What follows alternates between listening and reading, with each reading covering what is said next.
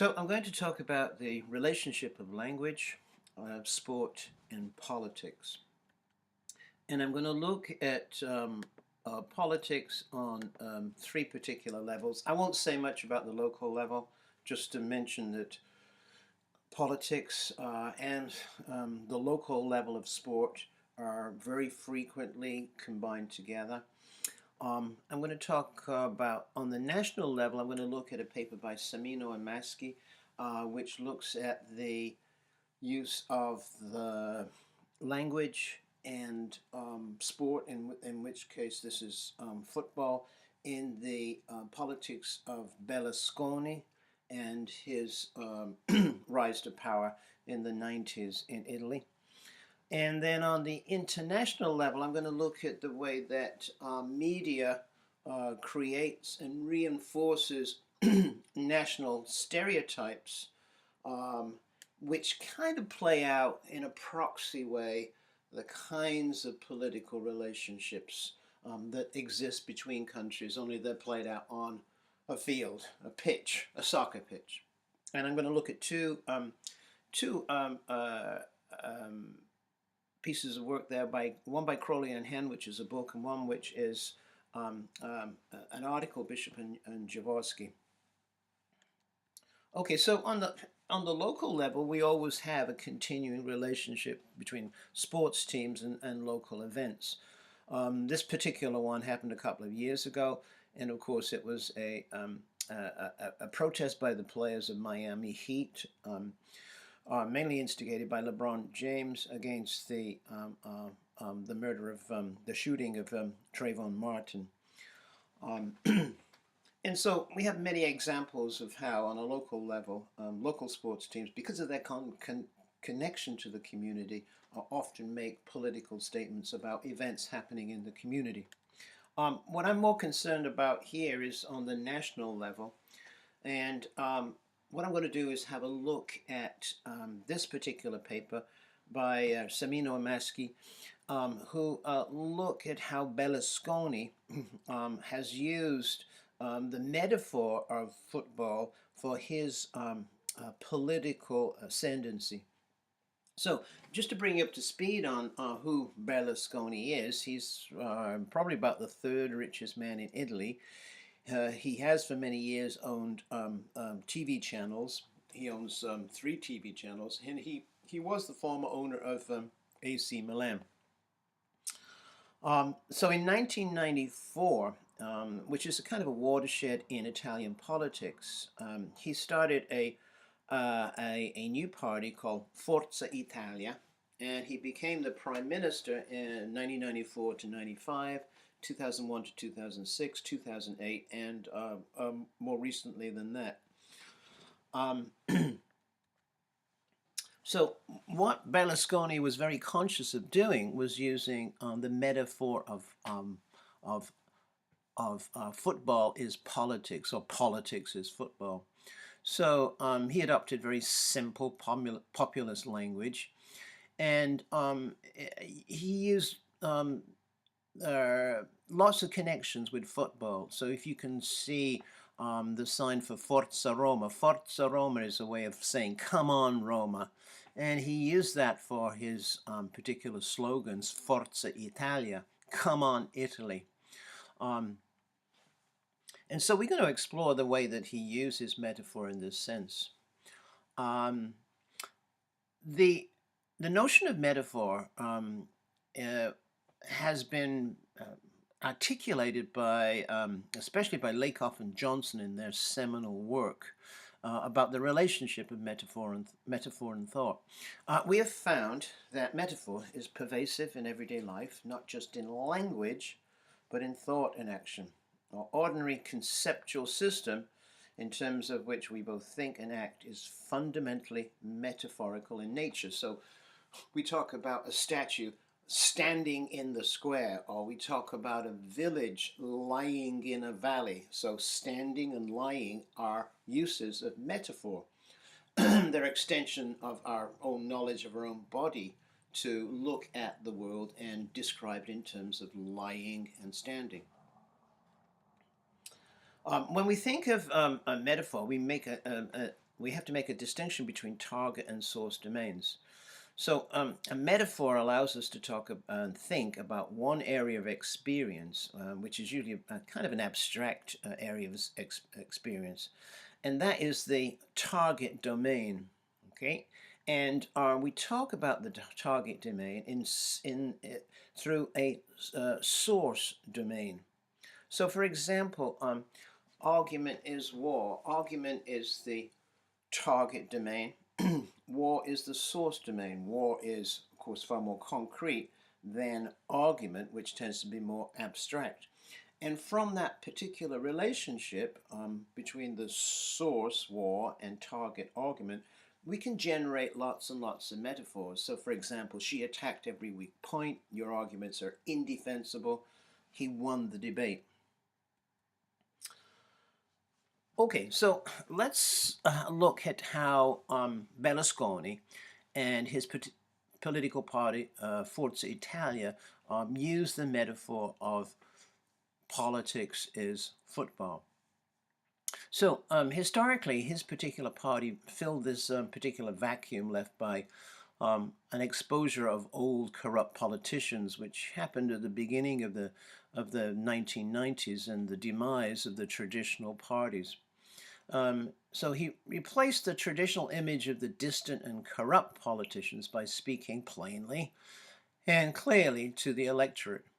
And he established a network of political clubs which were really based upon the model of fan football clubs. And another thing which was crucial to his rise was in 1994, Italy modified its particular electoral system, moving away from proportional representation to a first-past-the-post voting system, which enabled parties like his to win majorities.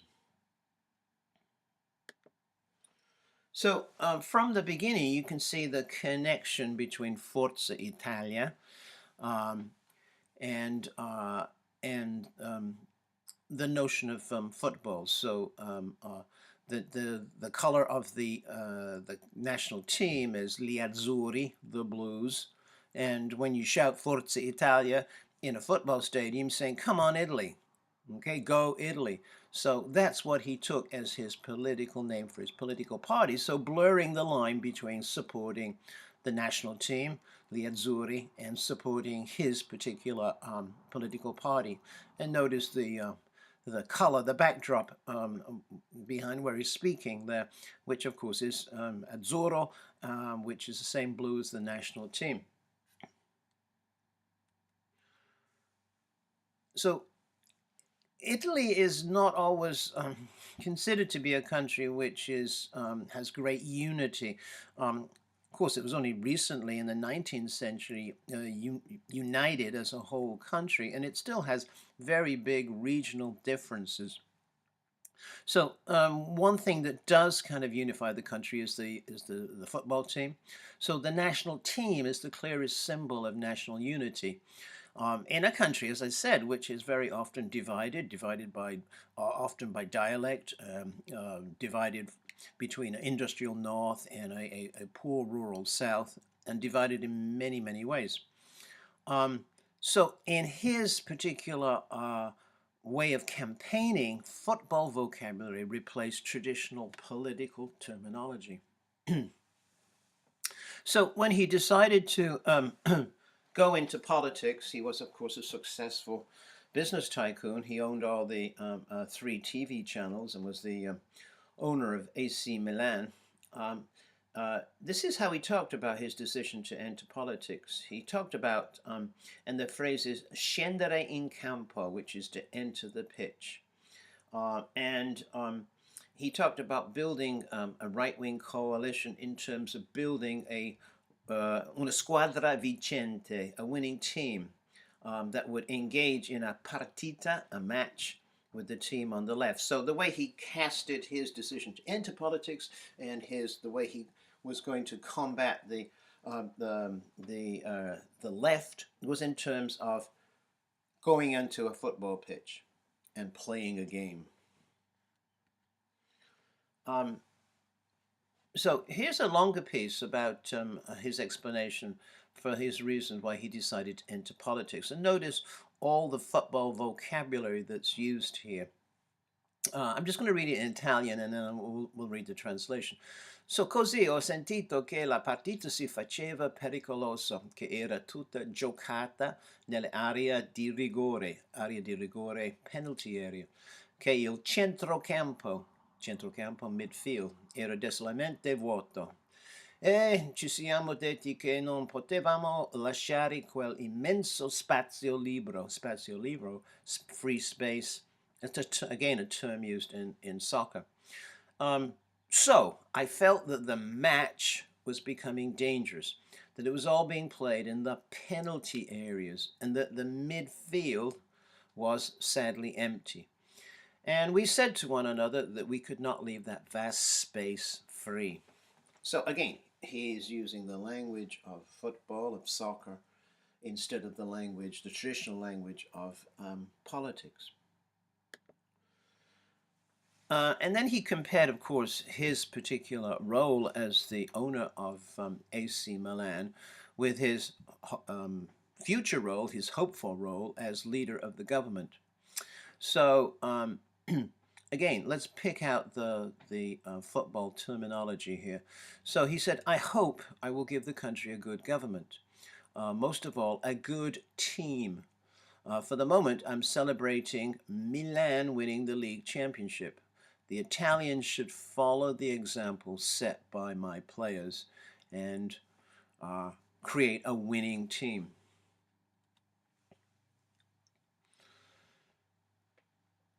So let's just pick up a few of the things. It wasn't just language that he used to express this metaphor of politics is football. He went on to as we've seen, to create symbols, flags, and his particular meetings were very similar to the particular meetings of soccer fans. Okay, as we've seen, the party symbol is an Italian flag against a blue background, the Azzurri. Forza Italia has an anthem written by Berlusconi that sounds like a football song.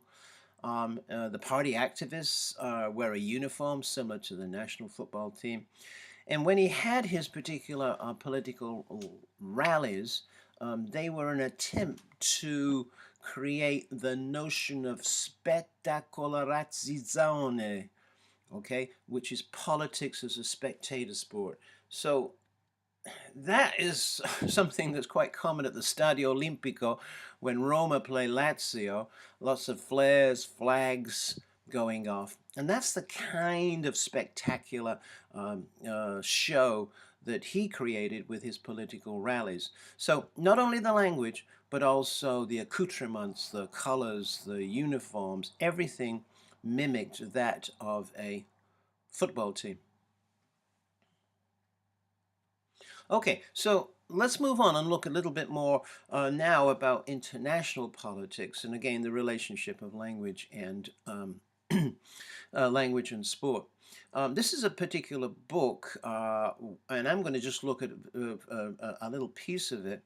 And so what it is an attempt to see how the media presents national identity through football. So it starts off by looking at what they call old Europe and analyzes the portrayal of national identities in football writing on England, France, Germany, Italy, and Spain. And then moves on to states within countries like Corsica, Catalonia, and Basque. And then looks at how the European press perceives new particular areas of football emerging from North America, from Africa, and from Asia. So I'm going to look at just how this particular piece of work examines the role of media in national identity. And so what is clear is that the media form part of a nation's recorded history and act as a conduit for concepts of national identity. So every time you read the newspaper in terms of international sporting events, you're getting some kind of representation of national identity. These are powerful, heritage-laden collective notions offering shared points of reference that help to bind individuals into a national community. And by, of course, creating national identity, we are conducting politics, we're conducting international politics. So, in terms of the English identity, and I'm only just going to look at how the press represents English identity, the book covers all the other countries in Europe.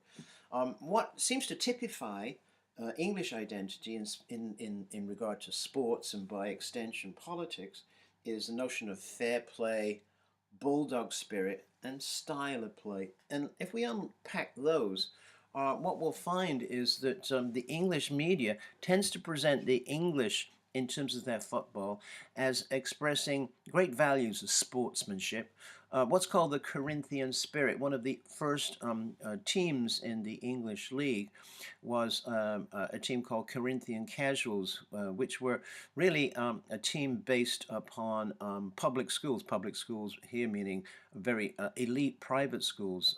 So these were people who were amateurs, and of course in the Victorian age, the playing of sports was very much stressed to be that of the role of the amateur was far more noble than that of the professional. And so that seems to have stayed within notions of English identity in terms of sport, that they're really well-meaning amateurs, but highly sporting. The foreigners, of course, are as they used to be known, the continentals. We don't use that term in England so much now, as now we're closer to Europe. But the foreigners, of course, were the non-sporting ones. They were the ones that pretended to be hurt when they were tackled, and of course, it's only foreigners who dive to try and win a penalty. This notion of fair play is connected to what's considered to be and what maintained to be a stereotypical identity of the British, the notion of the stiff upper lip. Here's a very illuminating report from the 1966 World Cup, Brazil versus England. So England also had a couple of goals disallowed for offside. Hunt at the quarter hour, Burn 5 minutes from time. Each decision was taken calmly and sportingly, underlying the difference in attitude and temperament. It's unbelievable to read that now. That's 50-odd years ago. But the notion that the British, of course, just take everything in a sporting way is, and of course, the Brazilians do not, of course, is racist, right? Let's say what it is. The other part of the identity of the British is the notion of the fighting spirit. So this is the notion that the English may lack many things, but they have spirit, they have courage, they have lion heart. Of course, the symbol is the three lions and lion heart, referring to one of their kings, King Richard the Lionheart. So these are the kinds of adjectives that are often used with the English football team. They tend to stress collective effort over individual skill. So they're hardworking, they're gallant, they're fighting, they have resilience, they have stamina. They're always gallant in defeat, and often they experience, of course, many heroic failures. So here's the notion that despite their what they miss in terms of individual players and individual skills, they have this courage, this ability to endure, to fight. The third particular characteristic, of course, that even the English recognize is their lack of individual flair. So we just talked about collective identity as against individual flair. So England won the World Cup in 1966 with Alf Ramsey as their manager. And this is a quote from the Times, and this is, of course, almost 20 years later. And it's a pretty devastating quote about that particular victory. He, Alf Ramsey, achieved it. But like the Great War, it wiped out a whole generation of footballers with individualism and flair. And just to give you another quote about the importance of winning as opposed to entertaining, this is a manager of Stoke City who have had a reputation of being a rather dour team that are very good at grinding out draws rather than providing entertainment.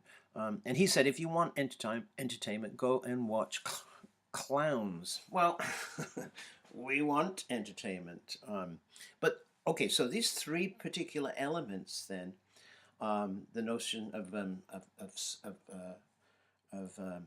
fair play, the notion of courage, collective teamwork as opposed to individual brilliance, and of course the third point there, the lack of individual flair, tend to express a collective national identity of who we are as a football team and who we are as Brits.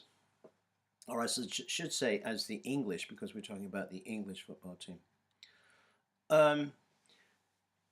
This book goes on to look at the how foreign media perceive the England. So England viewed from France. So the French tend to write about the English football players as having great work rate, as having great athleticism, physical fitness, speed of movement. They talk about the combative English fighting spirit. And of course they make a nod to Her Majesty's players, which suggests that they're driven by patriotism rather than by professionalism. It's kind of a nod to the old Victorian idea that we talked about of amateurism. And then from Spain, sorry, that should be Spain. England viewed from Spain, not France. The Spanish talk about the notion of fair play and pride, but a certain amount of arrogance, and that arrogance, of course, is based upon the notion that England is the birthplace of football, so the English tend to be rather arrogant about their abilities, and of course they didn't play in the World Cup until 1950 because they thought they were too good for it. And that goes together with a view from Spain that that their style of play is rather antique, anachronistic, and living on past glory. But, of course, as we've seen, full of heart, but no invention, and very monotonous. So those tend to become stabilized in part in terms of a national identity. And of course, this plays out on a larger level in terms of political relationships between countries. Okay, so finally, I'm going to look at a paper which looks at just one particular game, and this was part of the Euro 2000, which took place in Belgium and Holland. This is Bishop and Jaworski's paper. And what they did was that they collected newspaper articles for about a month or so at the time of the Euro 2000 competition. And that particular main question was, how does the media establish a sense of nationalism in sporting event coverage, and by doing so create a collective group which the reader is assumed to be part of. And they use critical discourse analysis, which is a type of discourse analysis which examines how discourse reproduces and maintains stereotypical ways of perceiving the world. And those particular ways could be in terms of sexism, racism, ageism, nationalism, etc. And by reproducing and maintaining that discourse, of course, once you read that, then that has an effect on how you view the world. So, they looked at various ways that our newspaper media discourse constructs the nation and the national reader. And of course, the first one, of course, was the use of pronouns like us and them. So, we beat them. So can we do it? It's our turn, or even our boys can do it this time. So just by the use of simple pronouns, you begin to establish this us and them mentality. The second way that the media seems to construct the nation and the national reader is through the metaphor of football as war. So a lot of the reports, the previews leading up to this particular game with Germany in the Euro 2000, made many references to the past, to English history and the history between England and Germany. So have a look at the first one there. Let's welly them, Kev. To welly is to boot, another word of saying boot. And of course, it's a play on words with the Duke of Wellington. And the manager at the time, Kevin Keegan, is in the picture that portrayed as Lord Wellington. So look at the headline here. England's stay in Waterloo 185 years after the Iron Duke's win. So I'll just read this piece. Kevin Keegan's Lionhearts will be roaring into battle against Germany today after spending the night at Waterloo. So that resonates, of course, throughout English history. That's the battle that the Duke of Wellington beat Napoleon at. The England squad checked into the plush Grand Hotel at the historic Belgium town made famous by the Duke of Wellington's stunning defeat of Napoleon in 1815. And they will take to the field at nearby Cholera almost 185 years to the day after the Iron Duke led his troops to victory. So we're establishing a sense of identity through these common particular historical references. The next one, which appeared in the Times, is more explicit about the relationship of Germany and England. There'll always be an England, which is a kind of a play on words of saying England. As England's finest take on Jerry today, remember it's our turn to win, says Hunter Davis. So Jerry, of course, is a way that the English describe the Germans. They say don't mention the wars, but really you have to. England-Germany conflicts have been woven into our souls for 100 years now. And since those two big victories in 1918 and 1945, there haven't been many times England has got one over on Germany. So it's equating those kinds of victories in world wars with football games. So you can begin to see how this maintains a particular national identity. Thirdly, what we get is the projection of a national future. In the particular game that was played, England won, and these are examples of how the reports at the time made a big deal about it. Okay, so Kevin's unlikely heroes produce magical night to go down in English sporting history. Really?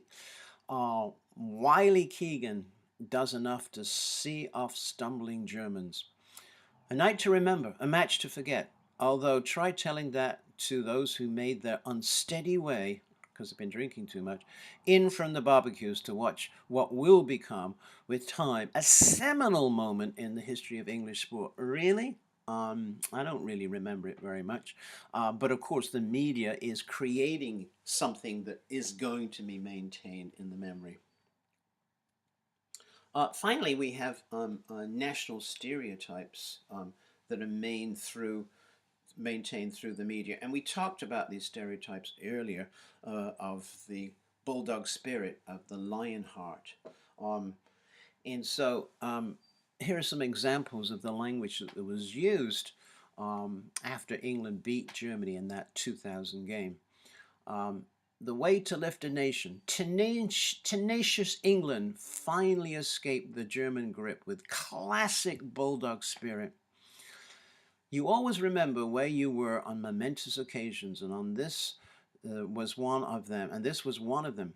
And victory was even sweeter as it gave the overconfident Germans, which of course is another stereotypical view of the Germans, their comeuppance. This German side may not be one of the greats, but the arrogance was as strong as ever. So again, the English are stereotype of the German is one of course, being arrogant, and here it is maintained again. So all these particular elements reinforce once again these particular national stereotypes.